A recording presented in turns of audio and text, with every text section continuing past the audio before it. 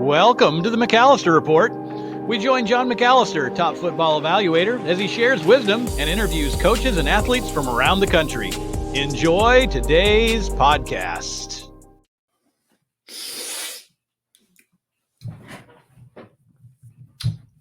Hello, I'm John McAllister with the John McAllister Report. And today I am really excited about talking with a young head football coach from Mount Union University. Mount Union, as you know, is one of the top football programs in Division III football. And they also produce a lot of outstanding coaches. And I had never met Geoff Dartt before.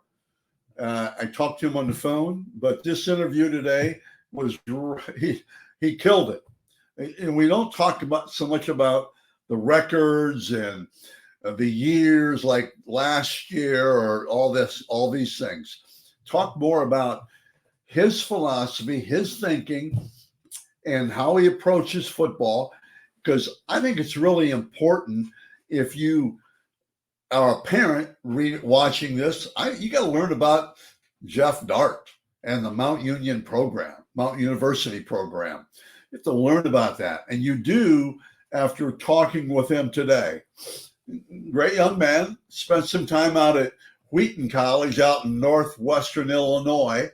Very successful there, came back, coached the offensive line. And then last year he was the head coach and went 9-0 regular season and continued the success of their program. Please sit back and listen to Geoff Dartt as we talk about Mount Union football and about Geoff Dartt.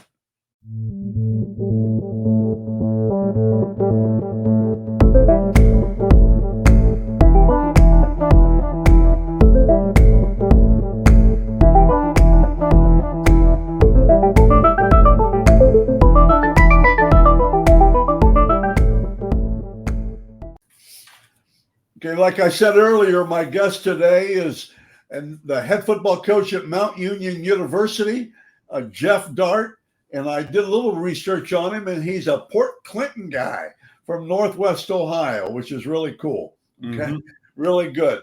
Geoff, how are you? Hey, I'm doing good. Thanks for having me on today, and looking forward to this. A couple things. First of all, Mount Union University, if you'd have to be sleeping under a rock if you didn't know something about Mount Union, or as I call it, Mount. But I'm bringing my son in to you to see you. You sell me early on Mount Union. Yeah. Actually our recruiting model hasn't really changed much since the 1960s, believe it or not. And that started with Ken Wable. So truly our approach in recruiting is first to identify talent. And then when we get a young man and his family on campus, it's more so about, getting them into the academic buildings, understanding what they might want to study, and really explaining to them that's our number one goal, is for them to come here, get a degree so they are prepared to continue life after Mount Union and their football career is over. But as the football coaches, going back to the talent aspect, we're identifying critical skills at the different positions on offense, defense, and special teams. And then for us as the football coaches, we want guys that love football. They love the process of getting better. They're going to allow themselves to be coached and developed. And really that's when we have a guy or a young man like that wants that, and they're intentional about it on a daily basis, they will get developed, and we can be successful with that individual. And then obviously the team's going to have success if we can recruit and retain more guys like that. Okay, for sure. Tell me, it's a liberal arts college, right? Yes. Liberal arts school curriculum, was founded in 1846. Wide variety of majors that young men can come here and major and minor in, and more graduate programs are being developed here. So maybe life after their undergraduate career, they can extend it by taking advantage of some of those programs. For sure. That's really a selling point. More graduate courses and things like that as well. What I know about Mount, two things. I coached at the College of Worcester back in 1977. And here's what I learned about Mount. One of the kids said, I think Coach, is it Wable? Wable, yeah. Ken Wable was the head coach. You've had good coaches, and we'll mention that in a minute. I mean, but anyway, two things I know about Mount. We went there, and these players were saying, Coach, because I was a rookie coach, and he said, you're going to hear them start going, woo. But the second quarter, all I heard was, woo. The second thing, and I've always used this when I was a head coach, it was a free kick from the 20. Mm-hmm. And we forgot to remind our guys the live ball after 10 yards or something in there, 10 yards. Yeah. And one of our kids just let the ball bounce in the air. And your guys came down and recovered it and went in for a score. Now, that's silly. That's one of the things I really remember. I always thought about that whenever I was working on special teams. Yeah. No, I mean, obviously, being around football and Larry and Vince Karras, I've heard a lot of Ken Wable stories, and I knew Coach Wable, before he passed away. But yeah, great man, great football coach, and I've heard nothing but good things about him from other people. So I was fortunate enough to know him somewhat. Yes. Yeah, and Geoff, for heaven's sakes, it's 13 titles, I think, or something like that. It goes back to that early days, I think. And I don't know if he had titles, but 13 titles, and you've had with both Vince and his dad and Larry, and then you coming in. I think you went 9-0 last year, and something like that. Well, that's yeah.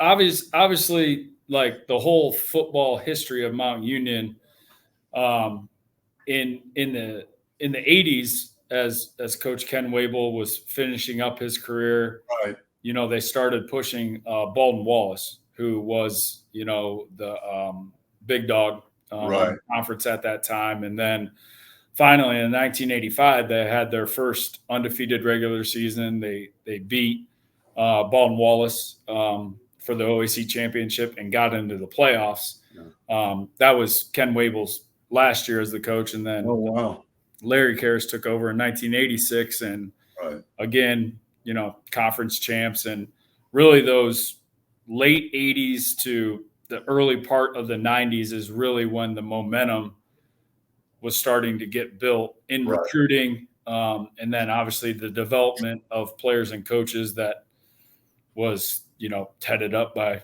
Larry Karras himself and his staff back in those days. And once that momentum was created and they were having success, the recruiting aspect of getting talented players really took off, and that's what we're hopeful that we can continue the tradition here of what we're doing right now.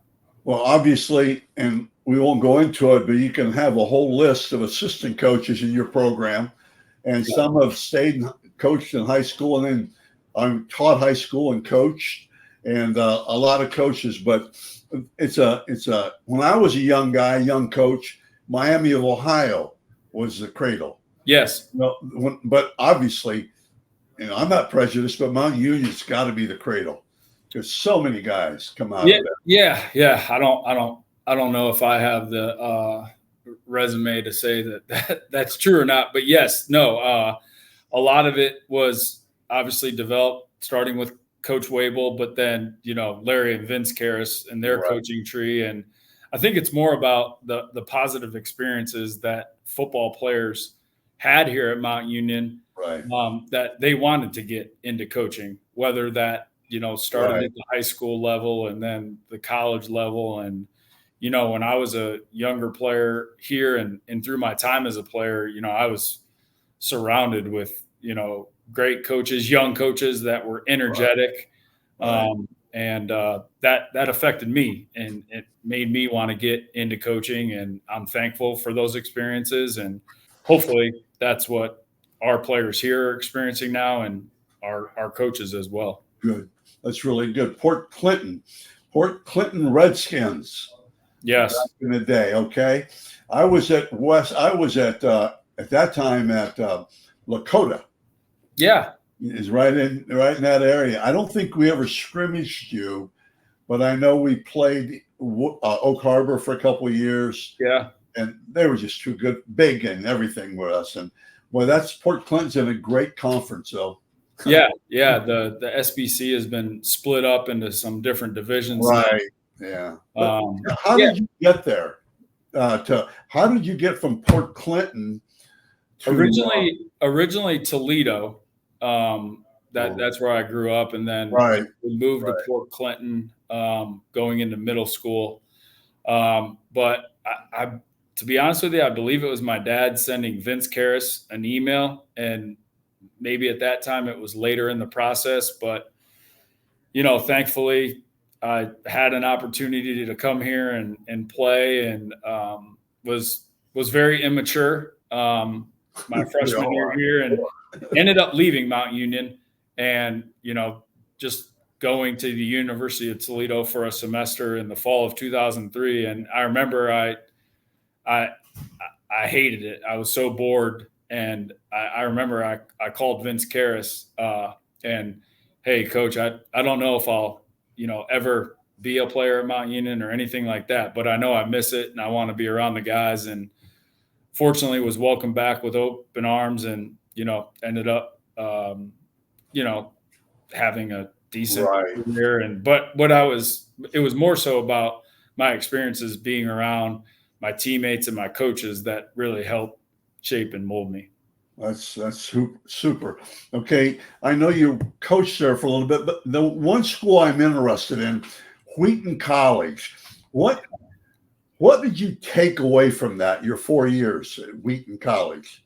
Yeah. So I think it's in Western Illinois or near Chicago. Yeah, it's one of the northwest suburbs of Chicago. Okay. So pretty much 45 minutes, a little bit northwest of very conservative.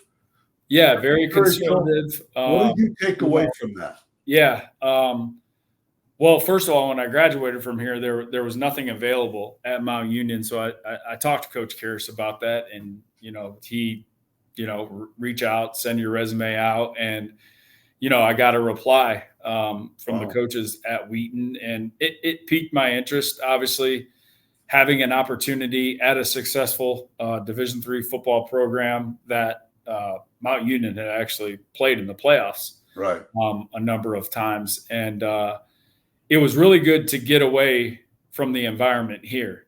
Right. Obviously, not that it was bad, but to go to a different environment. Well, you grew. Yeah, grew. Yes, absolutely. And, living on my own, not knowing anybody, I grew as a man, grew as a coach, and was surrounded by great people there. Mike Swider was the head football coach, and his staff welcomed me in, invested in me, and I was able to build some really good relationships with obviously the coaches there, but also some of the players as well. Right. Was Chris Spielman's son there then?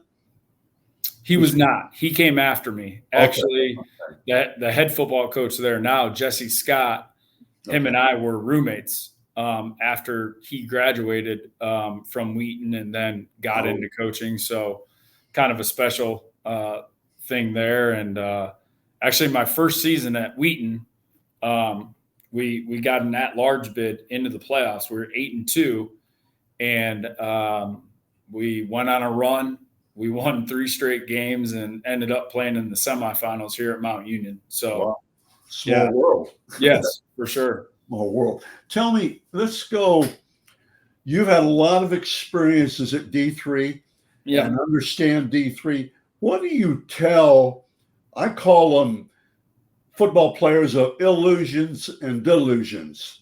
as far as think they're all going to play Division I, and they're all got everybody thinks that. When it shakes down, D3 football is pretty good, and D2 football is really good. So how do you approach that? What would you tell kids about D3 football?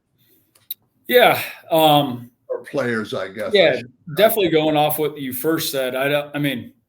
You're growing up in your front yard, backyard, or you're playing with your buddies. Everyone wants to be the D1 quarterback, offensive lineman, wide receiver, or whatever. So I think that's a normal thing that you should think about. But then if you're surrounded by some good high school coaches that are realistic about recruiting and they can give you some information, I think that's critical. And we deal with some really good high school coaches that deliver that information.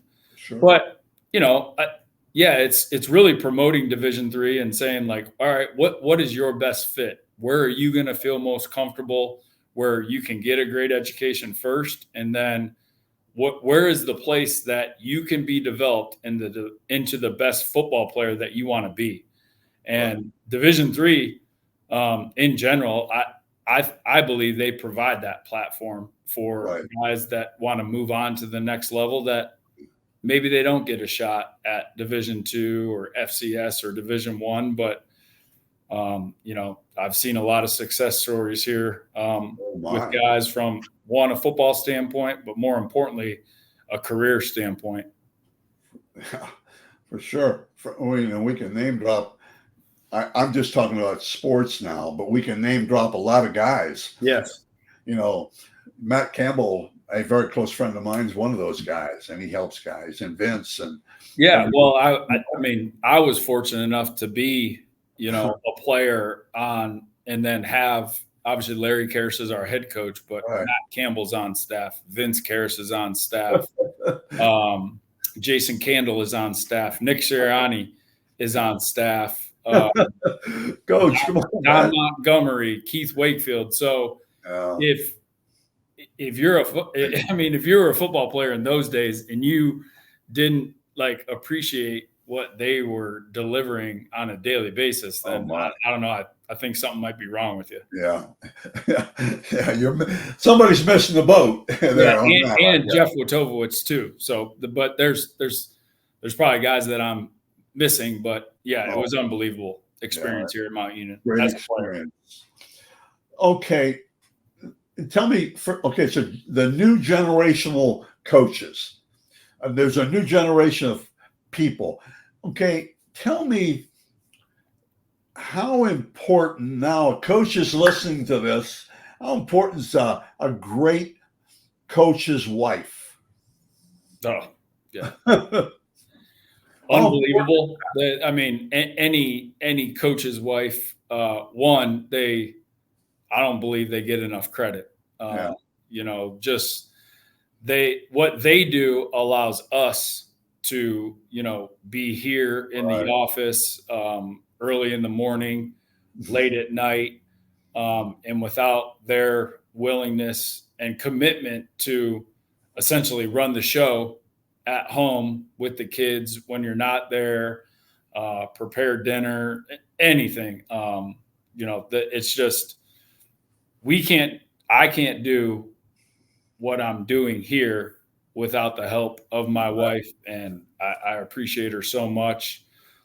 She kind of lived it growing up, but that doesn't, until you're here, until you experience it, I don't believe you understand it. Right. Okay. Now I have another question for you. I told you earlier, I don't really want to talk about your football last season, this season. Yeah. People can read magazines and get that stuff. Yeah. A coach is coming out of Mount Union, player, and wants to be a coach. What would be three things you would tell him? He's graduating this year, going to be a coach, wants to be a football coach. What are you going to tell him, Geoff? What would be three pieces of advice? Yeah, three pieces of advice. The one is, obviously the start of that would be sending your resume out, and say you get an opportunity, you have to be where you're at, right? And it might not be exactly what it was at Mount Union or the high school you were coming from, but if you can be where you're at and you can be a great listener and communicator with the coaches that are above you, when you're starting off as a younger coach, and then investing in relationships with those coaches, and more so importantly with the players. It's coach speak, but I've heard Matt Campbell say it before and other coaches, but the players don't care how much you know until they know how much you care. And that's definitely true.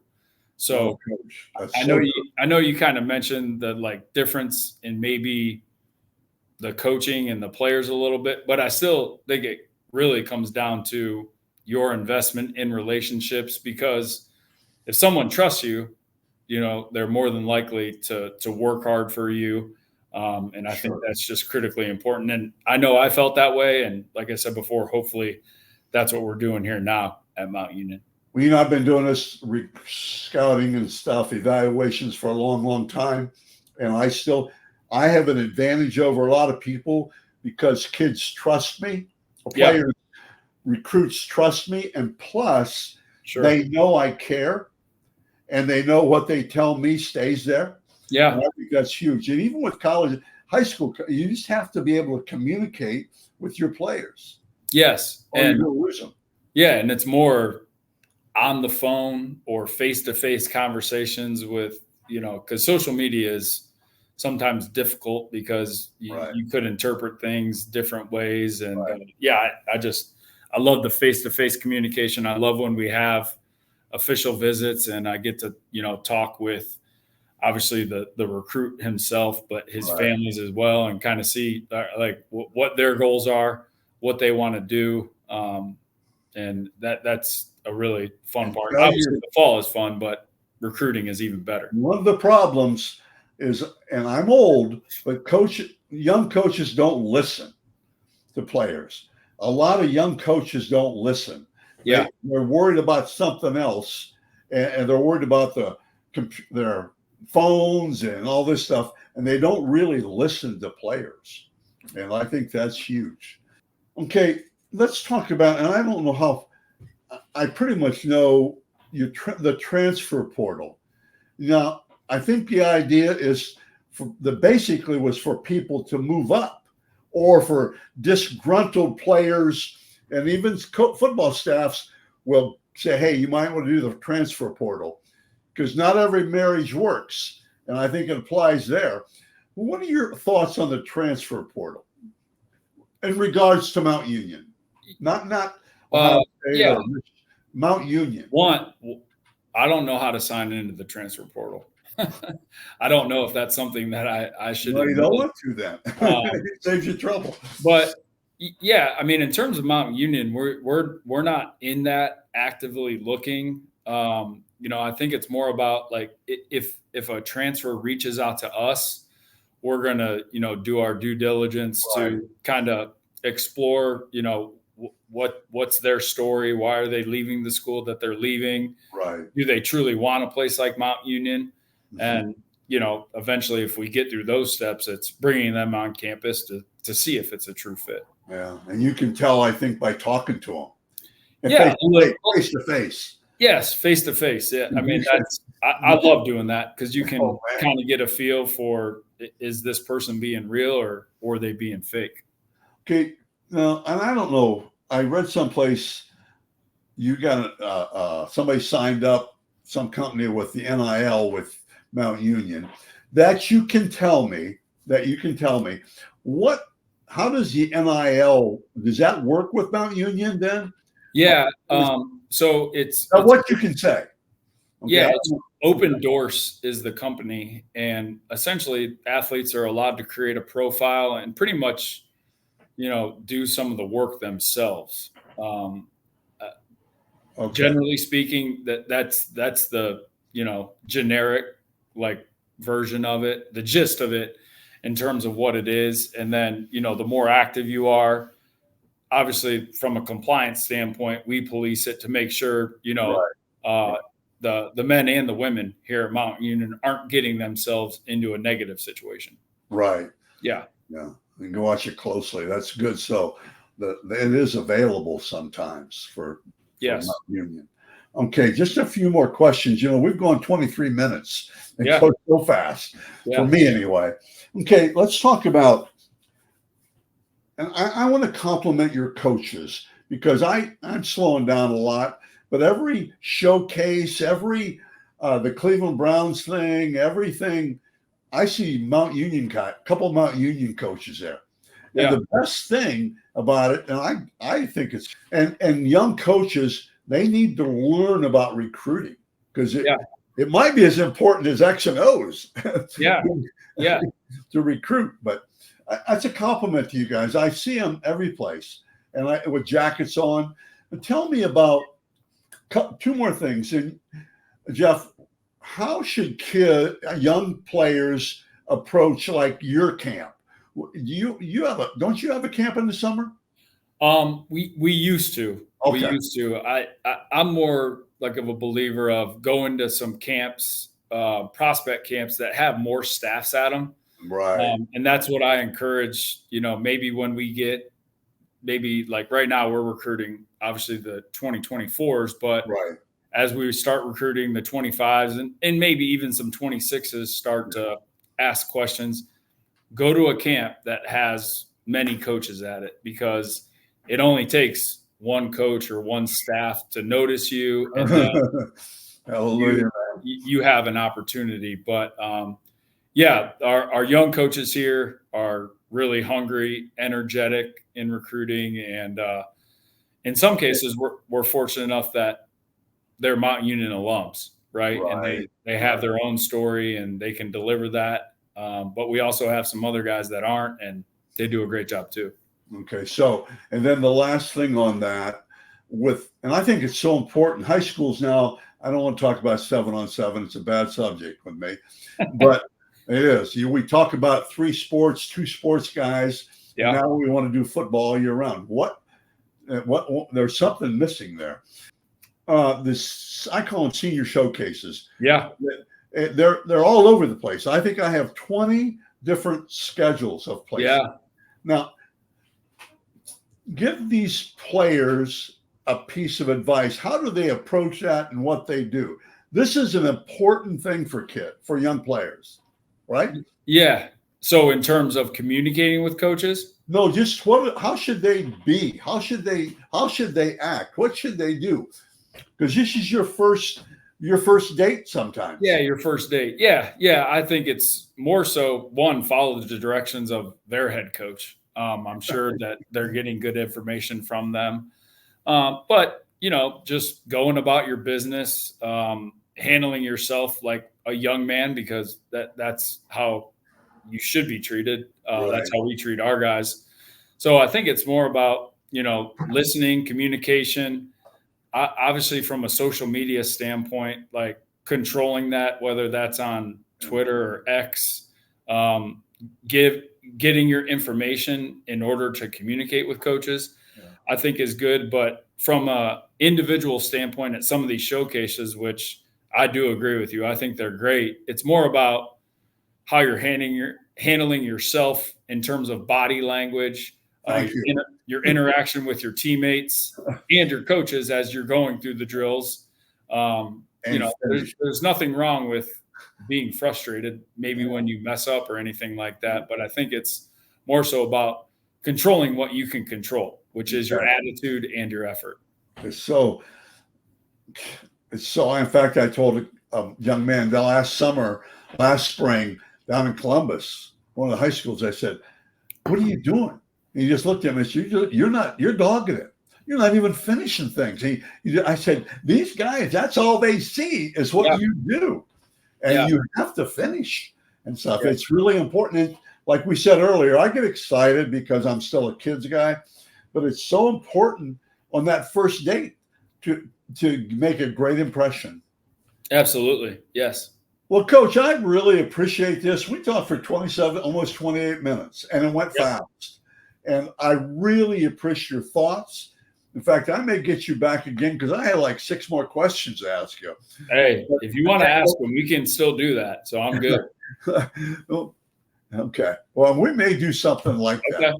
Yeah. Coach, thank you very much for being on my podcast, and it's really informative. Yeah. Thanks for having me on. Appreciate it. We'll look forward to it in the future. Thanks.